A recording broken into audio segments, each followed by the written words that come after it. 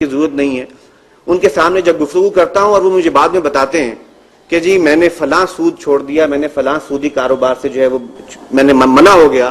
تو واقعہ یہ ہے کہ میں اللہ سے جو ہے دل میں شکر ادا کرتا ہوں اللہ کا کہ اگر کسی شخص کو یہ ہمت اور توفیق ہوئی ہے, ہو سکتا ہے میں اگر اس کی جگہ پر کھڑا ہوں تو میرے اندر وہ ہمت اور توفیق نہ ہو. لہٰذا جو بھی اس کام میں آگے بڑھتا ہے اس کے لیے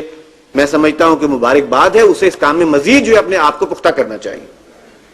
اور اس ضمن میں آخری بات عرض کرتا ہوں وہ یہ ہے کہ اس انقلاب کے بعد کے حالات جو بھی ہوں گے اس کا آج علمی سطح پر احاطہ کرنا بھی بہت ضروری ہے. اس لیے کہ اگر واقعتاً حالات وہ آ جائیں, اللہ کی طرف سے جو ہے وہ انقلاب ہمیں گویا عطا ہو جائے, اسلامی نظام اور شریعت کا نظام عطا ہو جائے, اور پھر اگر ہم بیٹھ کر سوچنا شروع کریں کہ وہ نظام کیا ہوگا, مالیاتی نظام کیا ہوگا, فلاں ٹرانزیکشنز کیسے ہوں گی, فلاں کیسے ہوں گی, تو ہو سکتا ہے کہ ہمارے سوچتے سوچتے ہم اتنا تاخیر کر دیں کہ اس دوران اس کاؤنٹر ریولوشن کی جو فورسز ہیں وہ برسر پیکار ہو جائیں اور ہماری اس ساری جد و جہد کو جو ہے ناکامی کا سامنا کرنا پڑے. لہٰذا آج اس کا علمی احاطہ کرنا, اسے جو ہے آج ایک مربوط شکل میں پیش کرنا, یہ ایک بہت اہم معاملہ ہے. اگر یہ کام قیام پاکستان سے پہلے ہوا ہوتا کہ آج کے دور میں اسلامی نظام معیشت کیا ہے, تو میں سمجھتا ہوں کہ قیام پاکستان وہ اتنا بڑا ایک واقعہ ہوا تھا کہ اس کے نتیجے میں ایک بہت بڑی تبدیلی کے ساتھ جو ہے وہ آگے بڑھا جا سکتا تھا.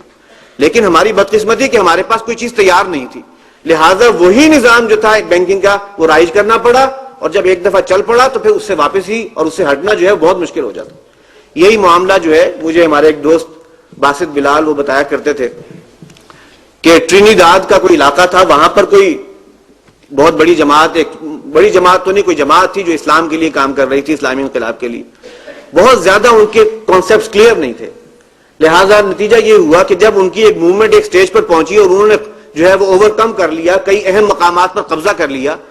تو جب قبضہ کر لیا اور اب مل کر بیٹھے اور سوچا کہ اب کیا کرنا ہے, تو ان کے سامنے یہ بات واضح نہیں تھی کہ اب کیا کرنا ہے. اور اس کے بعد وہ اسی سوچ و بچار میں تھے, پریشانی میں تھے کہ اس کے بعد پھر جو ہے وہ آرمی وغیرہ نے جو ہے اپنی ساری اسٹرینتھ کو ریگین کیا اور انہیں جو ہے وہ ہٹا دیا. اب یہ ایسے واقعات جو ہیں, اللہ نہ کرے کہ کسی اس قسم کے کوئی واقعے کا ہمیں بھی جو ہے وہ سامنا کرنا پڑے. لہٰذا ایک علمی احاطہ کرنا اور اس کو جو ہے ایک بہترین انداز میں جو ہے وہ پیش کرنا, یہ آج کی ضرورت ہے اور انقلاب کے بعد کی ضرورت ہے.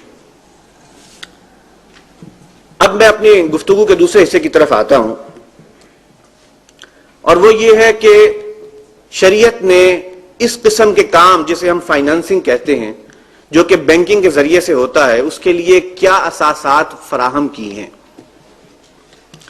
دیکھیے, ایک صاحب نے ایک دفعہ یہاں پر تقریر کی تھی, ایک بہت اچھی بات کی انہوں نے کہا سود بہت بڑی لعنت ہے, بہت بڑی برائی ہے, کوئی شک نہیں, اور اس کا کچھ مظاہرہ ہم نے کل کی جو ہے خطابات میں دیکھ بھی لیا.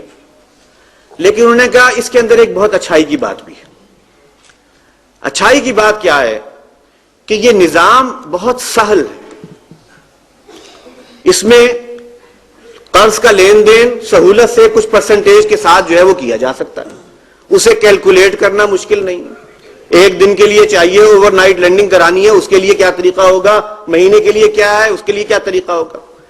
یہ اس کا سہل ہونا ہی ہے جس کی وجہ سے اسے اتنا جو ہے وہ فروغ حاصل ہوا, اور اس طریقے سے یہ پھیل گیا کہ آج یہ پورا جو ہے ایک بہت مربوط نظام کی صورت میں سامنے موجود ہے.